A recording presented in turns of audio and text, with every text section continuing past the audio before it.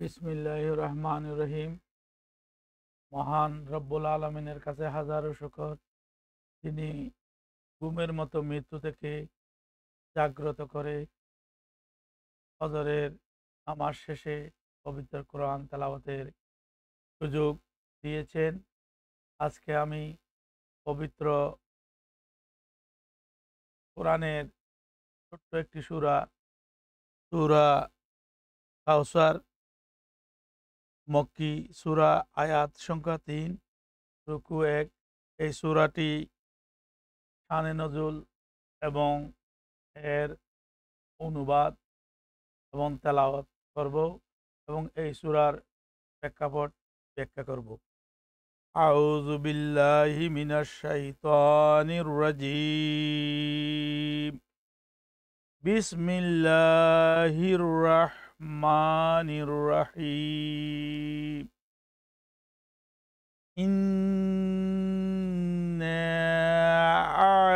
আ'তাইনাকাল কাউসার ফাসাল্লি লিরাব্বিকা ওয়ানহার। ইন্না শানিয়াকা হুয়াল আবতার। অনুবাদ: নিশ্চয়ই আমি তোমাকে কাউসার দান করেছি, সুতরাং তুমি তোমার প্রতিপালকের উদ্দেশ্যে নামাজ আদায় করো ও কোরবানি করো। নিশ্চয় তোমার শত্রুই তো নির্বংশ। এই সূরাটির প্রেক্ষাপট হচ্ছে হযরত মুহাম্মদ মুস্তাফা সাল্লাল্লাহু আলাইহি ওয়াসাল্লামের পুরো জীবনটাই হলো আমাদের মুসলমানদের জন্য আদর্শ। তিনি 11টি বিবি ছিল। মহানবী সাল্লাল্লাহু আলাইহি ওয়াসাল্লামের বিভিন্ন প্রেক্ষাপটে ইসলামের প্রয়োজনে আল্লাহর ইশারায় তিনি এই বিবাহগুলো করেছেন। অথচ অনেক ধর্মবিদ্বেষী প্রকৃত ইসলামিক জ্ঞানের অভাবে এবং ইসলামকে না জেনে হুজুর সাল্লাল্লাহু আলাইহি ওয়াসাল্লামের এই বহু বিবাহ নিয়ে সমালোচনা করে। এখন হুজুর সাল্লাল্লাহু আলাইহি ওয়াসাল্লাম প্রথম বিয়ে করেন, ওনার বয়স যখন 25 বছর এবং বিবি খাদিজা রাদিয়াল্লাহু আনহার বয়স যখন 40 বছর। 40 বছরের একজন ব্যবসায়ী মহিলাকে হুজুর সাল্লাল্লাহু আলাইহি ওয়াসাল্লাম বিয়ে করেন। আসলে হুজুর সাল্লাল্লাহু আলাইহি ওয়াসাল্লাম আর্থিকভাবে উনি সচ্ছল ছিলেন না। আর্থিক সচ্ছলতা ছাড়া মানুষ ধর্মকর্ম এবং মানব কল্যাণ করা যায় না। তাই আর্থিক সচ্ছলতার জন্য আল্লাহর ইশারায় আমাদের মহানবী সাল্লাল্লাহু আলাইহি ওয়াসাল্লামের আল-আমিন উপাধি প্রাপ্তি এবং সকলের কাছে বিশ্বাসযোগ্যতার কারণে বিবি খাদিজা রাদিয়াল্লাহু আনহার কাছে মহানবী সাল্লাল্লাহু আলাইহি ওয়াসাল্লাম পছন্দ হয় এবং বিবাহের প্রস্তাব দিলে মহানবী সাল্লাল্লাহু আলাইহি ওয়াসাল্লাম বিবি খাদিজা রাদিয়াল্লাহু আনহাকে বিবাহ করেন এবং তার অসচ্ছল অবস্থা চলে যায়।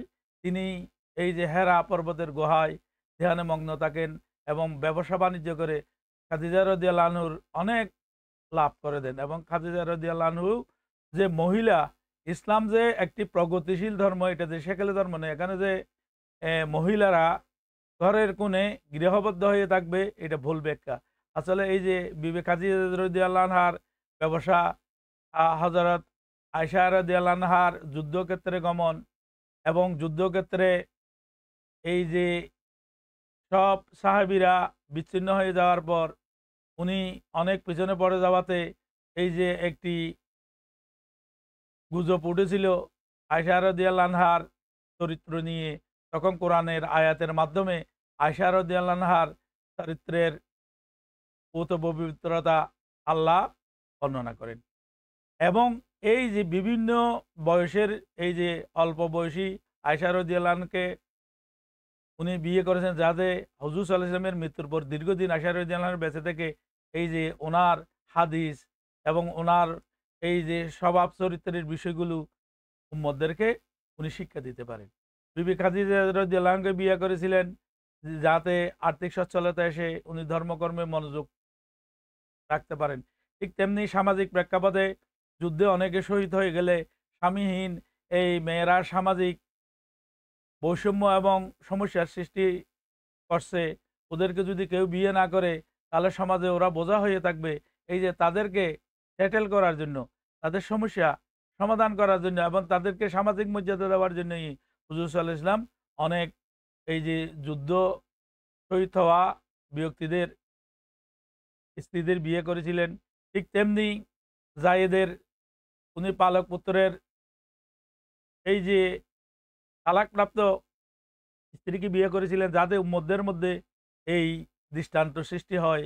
এইভাবে তিনি বিভিন্ন প্রেক্ষাপটে এই যে 11 জন বিবি হুজুর সাল্লাল্লাহু আলাইহি ওয়াসাল্লাম গ্রহণ করেছিলেন, এগুলো দিক দিয়া ওই বিবিদের নিরাপত্তা, সামাজিক নিরাপত্তার জন্য এবং ধর্মীয় কারণেই এই বিয়েগুলো হয়েছিল এবং এগুলোর মাধ্যমে ইসলাম বিকশিত হয়েছে। এই যে হুজুর সাল্লাল্লাহু আলাইহি ওয়াসাল্লামের এই বিবিদের মধ্যে এই যে বিবি এই যে খাদিজা রাদিয়াল্লাহু আনহার এই যে মেয়ে, ৬০ জন মেয়ে এবং পুত্র সন্তানগুলো মারা যায়। এখন পুত্র সন্তানগুলো যখন মারা যায় তখনই এ পৌত্তলিক সেই কাফেররা ঘোষণা করতে লাগলো মহানবী সাল্লাল্লাহু আলাইহি ওয়াসাল্লাম নির্বংশ, অর্থাৎ লেজ কাটা নির্বংশ। এই যে এতে হুজুর সাল্লাল্লাহু আলাইহি ওয়াসাল্লামের মনে খুব মনোকষ্টের সৃষ্টি হলো। আল্লাহ তখন হুজুর সাল্লাল্লাহু আলাইহি ওয়াসাল্লামের এই মনোকষ্ট দূর করার জন্য এই সূরা কাউসার নাজিল করেন এবং এই যে হাউজে কাউসার হলো এমন একটি, যখন মানুষ শেষ বিচারে ধর্মাক্ত হবে, পানিতে এতই বেশি ওরা ডুবে যাবে, সূর্যের তাপ এতই অসহনীয় হবে এবং মানুষ অনেকে সাঁতার কাটবে। এই যে এই দুর্দিনে মানুষের পিপাসার্ত মানুষের যারা প্রকৃত মোহাম্মদ সাল্লাল্লাহু আলাইহি ওয়াসাল্লামের আদর্শকে লালন করবে, তারা এই যে হাউজে কাউসারের পানি পান করে এই তাদের পিপাসা তৃষ্ণা মিটাতে পারবে। এই কথাটাই এখানে বলা হয়েছে এবং আরও বলা হয়েছে এই যে এই যে নামাজ কায়েম করার জন্য এবং কোরবানি দেওয়ার জন্য। আমরা যে নামাজ কেন পড়ি? নামাজ হলো দিন ইসলামের খুঁটি। একটি ঘরে ফাউন্ডেশন বা খুঁটি না থাকলে যেমন ঘর দাঁড়িয়ে থাকতে পারে না, ঠিক তেমনি নামাজ হলো এই যে সকল মন্দ কাজ এবং তাকওয়া অর্জনের একটি বিষয়। অনেকে মনে করে নামাজ পড়ে আবার ব্যবসা বাণিজ্যে ভেজাল দেয়, তারপর দুর্নীতি করে, মিথ্যা কথা বলে, সমাজে মানুষের হক নষ্ট করে। ওই নামাজের কোনো দরকার নেই।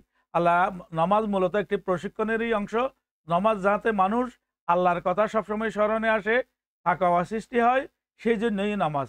মূলত আল্লাহর কাছে নামাজের কোনো দরকার নাই, রোজা হজ জাকাতের কোনো দরকার নাই। মূলত আল্লাহ এইগুলো সামরিক সৈনিকদের যেমন বিভিন্ন প্রশিক্ষণের ব্যবস্থা রাখা হয়েছে, ঠিক তেমনি আল্লাহকে যাতে স্মরণ করে তাকওয়া অর্জন করে মানুষ পুণ্য অর্জন করতে পারে, প্রকৃত এই যে পাপ কাজ থেকে বিরত থাকে, জেনা, হত্যা, ব্যভিচার, ঘুষ, সুদ, জুয়া, যেগুলো সমাজে বিশৃঙ্খলা সৃষ্টি করে, এগুলো থেকে বিরত রাখার জন্য প্রশিক্ষণের অংশই হলো নামাজ। তাই নামাজের সেই গুরুত্বপূর্ণ হলো এই যে নামাজ যেই উদ্দেশ্য পড়া হয় সেই উদ্দেশ্য সার্থক করা। এখন নামাজ পড়লেন, আপনি ওজনে ভেজাল দিলেন, মিথ্যা বললেন, সমাজে ফাসাদ সৃষ্টি করলেন, অন্যের সম্পদ গ্রাস করলেন, উত্তরাধিকার দিলেন না, আপনার বোনদেরকে বঞ্চিত করলেন, তারপর আল্লাহর মিরাজের ফয়সালাকে আপনি মানলেন না, তাহলে এই যে এগুলোই কিন্তু ইসলামের এই যে এই জন্য বলছে এখানে নামাজ কায়েম করার জন্য এবং কোরবানি দেওয়ার জন্য। কোরবানি মানে মানুষের কল্যাণে এই যে নিজেকে আত্ম উৎসর্গ করা। কোরবানিটা, পশু কোরবানিটা হলো একটি প্রতীকী অনুষ্ঠান মাত্র।